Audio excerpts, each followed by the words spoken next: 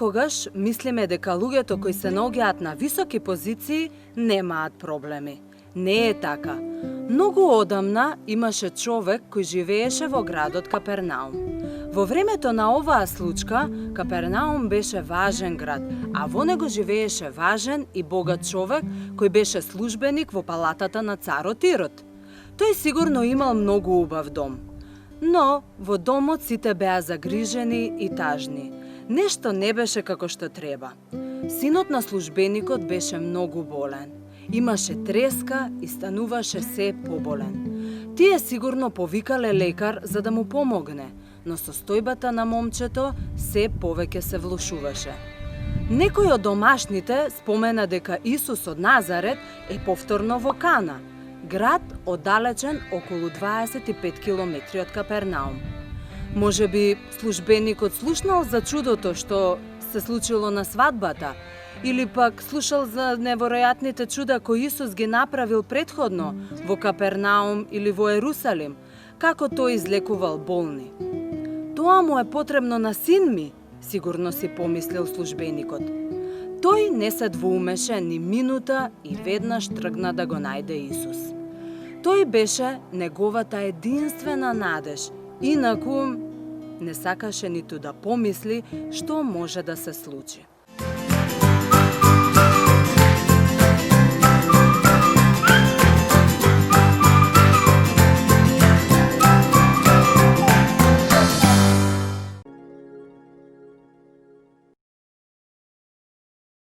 Во Новиот Завет читаме за тоа како Исус лекуваше луѓе. Но во тоа време, луѓето најчесто ползувале билки и плодови за различни болести. Слушни за некои од нив, опишани од докторите во тоа време.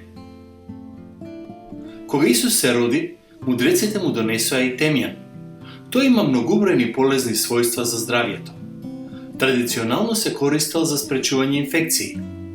Исто така, го препорачувале кога некој имал проблем со стомакот, со кашлица или прелада.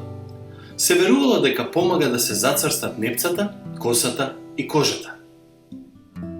Уште еден од подароците што мудреците му ги донесоа на Исус. Смирната има антибактериско, антигабично дејство и помага во намалување на воспаленијата. Затоа смирната се ползува да ја подобри циркулацијата и имуниот систем, да ја смири треската, да помогне со стомачни проблеми и како лек против кашлица и настинки. Лукот одамна се користел како традиционален лек. Денес знаеме дека има антибактериски, антивирусни, антипаразитски и антиоксидантски својства. Затоа лукот и денес се користи за подобрување на општото здравје, како и за лекување стомачни проблеми. Традиционално се користел како лек за очи. Денес знаеме дека анасонот е богат со витамин С и е полезен за смирување на различни воспаленија. Лисичинката или волскиот јазик е богата со омега-9 масни киселини и дејствува така што смирува различни воспаленија. Исто така се користи за лекување ревматизам и како средство за смирување. Во времето кога Исус бил на земјата, калинката се користела за лекување на многу болести. Коренот од калинка се варел и се користел против стомачни глисти, а цветот се користел за лекување на дизентерија и афти во устата. Денес, истражувањата покажуваат дека калинката е богата со антиоксиданти кои помагаат во лекувањето рак и разни воспаленија. Иако денес се користи како зајакнувач на вкус, во минатото естрагонот се користел за лекување на повеќе болести.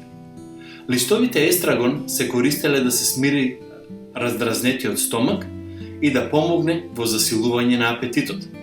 Како чај, помага за полесно заспивање. Понекогаш листовите се џвакале за да се смири заболка. Плиний, еден од основачите на медицината, запишал дека зелката има 87 лековити својства. Јадењето сурова зелка се сметало полезно за лекување главоболка, слаб вид и за општо здравје на сите органи. Напитоците правени од варена зелка и топла вода се ползувале за промивање рани, како и за лекување на истегнати мускули и тетиви. Капините се користеле за лекување на болести на непцата и крајниците, како и за неутрализирање на змиски отров. Екстрактот од гранките на капината помага за изфрлање на вишокот течности од организмот. Од листовите се правеле лекови за болести на устата и за чиреви на кожата. За исопот се вели дека е света трева, затоа што често се ползувал за попускување на вода или крв при религиозни ритуали за очистување на губави или пак, како за време на Пасхата, со китка изоп да се нанесе крв на довратниците на домот. Од медицински аспект, изопот се ползува како чај против кашлица, за помагање на дишењето и како додаток во масти за мачкање врз градите, како помош за ослободување на белите дробови од насобрана слуз. Изопот се користел и се користи како лек против артритис и ревматизам, како и за лек за модринки и сеченици и рани. Иако од тогаш досега се промениле многу нешта во медицината, сепак, многу денешни современи лекови ги водат своите почетоци од минатото.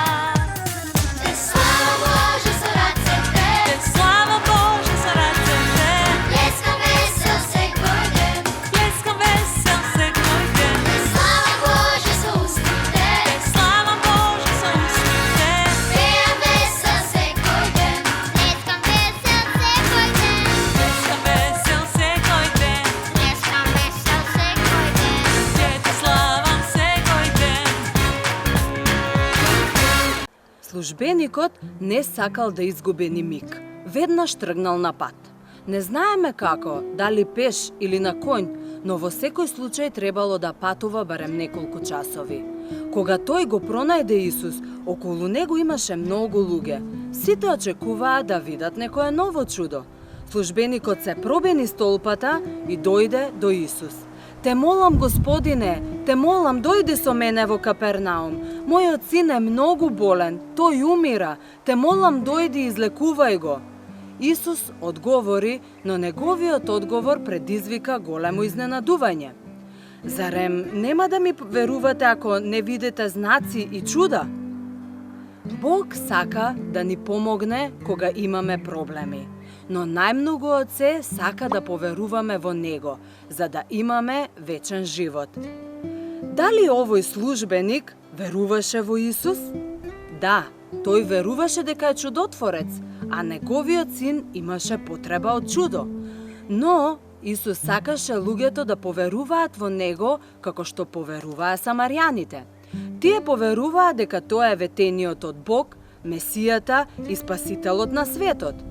Тие поверуваа во Него за Тој да им ги прости гревовите и да им даде вечен живот. Бог сака и ти да знаеш кој е Исус. Ајде да се подсетиме на некои работи кои ги знаеме за Него. Исус е Божји син. Тој умре на крстот за нашиот грев. Тој воскресна. Тој владее над се. Па, што мислиш? Можеш ли да му веруваш на Исус? Да, се разбира. Службеникот се уште не ги знаеше овие нешта.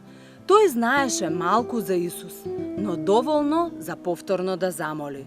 Господе, дојди додека не ми умрело детето. Се разбира, Исус се грижеше за болното дете и за неговото загрижено семејство. Тоа што потоа го кажа Исус беше неверојатно. Оди си, твојот син е жив. Тој со ова сакаше да каже, твојот син оздраве. Времето во кое Исус го кажа ова беше точно 1 часот напладне. Дали беше можно Исус да го излекува од толкава оддалеченост? Службеникот можеше да го моли Исус и да му каже, но ти мора да дојдеш со мене, или како да бидам сигурен, но тој не рече ништо. Во Библијата пишува, и човекот поверува во зборот што му го кажа Исус и си замина. Царскиот службеник одвај чекаше да се врати дома, но веќе не беше избезумен. Тој поверува во тоа што го кажа Исус. Тој реши да му верува на Исус. Исус сака и ти да имаш таква вера. Да му веруваш на Исус значи да му веруваш на Бог. Кога ќе прочиташ во Библијата за некое од неговите ветувања. Ако ги признаеш своите гревови, Бог ветува дека ќе ти прости. Исус ми вети вечен живот. Бог секогаш ќе биде со тебе. Службеникот навистина веруваше во тоа што го кажа Исус. Веќе не беше загрижен, па преспа таа вечер и наредниот ден тргна кон дома. На патот кон дома го пресретна еден од неговите слуги. Тој, според изразот на лицето и радоста на слугата, знаеше дека носи добри вести. Вашиот син е жив, се чувствува многу подобро, рече слугата возбудено. Кога се случи тоа? Праша службеникот. Слугата одговори. Треската му помина во 1 часот попладне.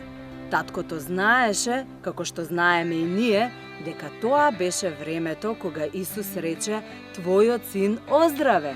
Немаше никакво значење тоа што Исус беше многу далеку. Неговиот збор е толку моќен што далечината не е важна. Не е важно што не можеме да го видиме Исус. Важно е дека ако веруваме во Него, можеме да му веруваме за се. Тој е семокниот Бог и никогаш, навистина никогаш нема да се случи тој да не одговори на нашите молитви. Службеникот и слугата се вратија дома. Во Библијата не пишува што се случило кога влекле дома, но можеби се случило нешто слично на ова. Јас сум здрав, болеста ја нема, викнал синот на службеникот додека го прегрнувал татка си. Сине, кажи ми што се случи, праша службеникот. Тој не можел да не забележи колку здраво изгледал неговиот син. Вчера бев многу болен, најтешко до сега и одеднаш оздравев. Како некој да ме исцели за миг, но немаше никој покрај мене, одговорил синот. Сине, треба јас да ти го кажам мојот дел од случката, рекол таткото и му раскажал се. Можеше ли да биде подобро од ова? Во Библијата пишува дека службеникот и сите луѓе кои живееја во неговиот дом поверуваа во Исус. Исус за нив веќе не беше само чудотворец, тој стана нивен спасител. Од тој ден натаму тие беа негови за секогаш. Кога Исус го излекува синот на службеникот, тоа беше јасен знак кој е всушност тој. Тоа чудо требаше да им биде доказ на луѓето да поверуваат во Господ Исус. И токму тоа се случи. А што е со тебе? Ке поверуваш ли во Исус уште сега? Верувај во зборовите. Секој што верува во него да не загине, туку да има вечен живот.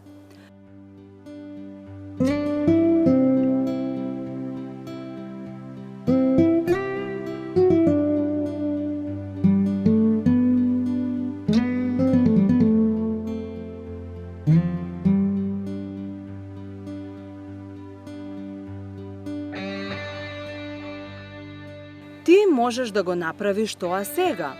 Благодари му на Господ Исус за тоа што умре за твоите греови и побарај тој да ти прости и да те измени.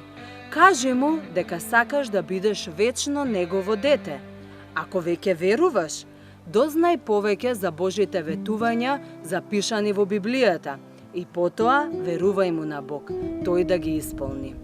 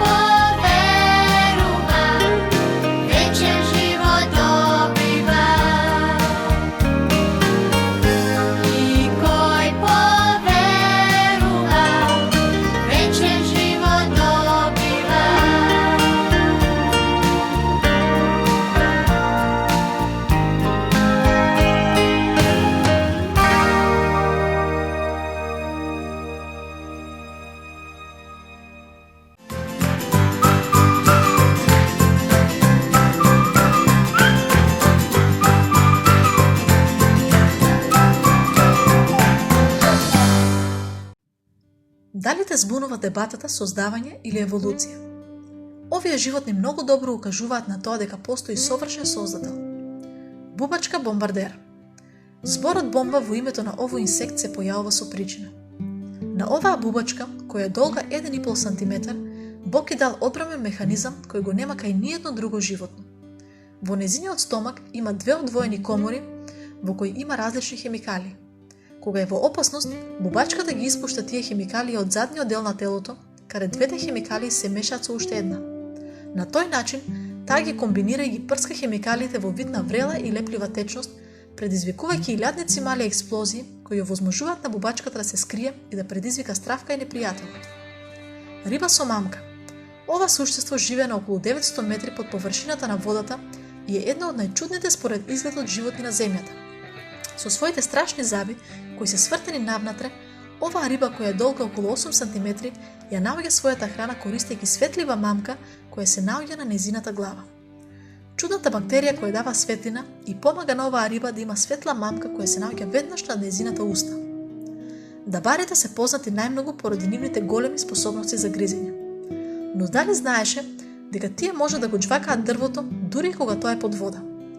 Тенка кожа ги одвојува нивните предни и задни заби, така што тие може да ги користат нивните заби секачи без водата да навлезе во нивната уста. Поради двата слоја на масно крзно, тие се постојано суви и топли кога се надвор од водата. Големите бели дробови и бавното отчукување на срцето им овозможуваат на дабарите да пливаат без запирање речиси 1 километар. Исто така, те имаат посебни ушни вентили кои се затвараат кога се во вода, за да не им влезе вода во ушите. Следниот пат, кога некој ќе се обиде да ти каже дека еволуцијата е факт, сети се на овие чудесни животни чии особини покажуваат дека Создателот се грижи за нив.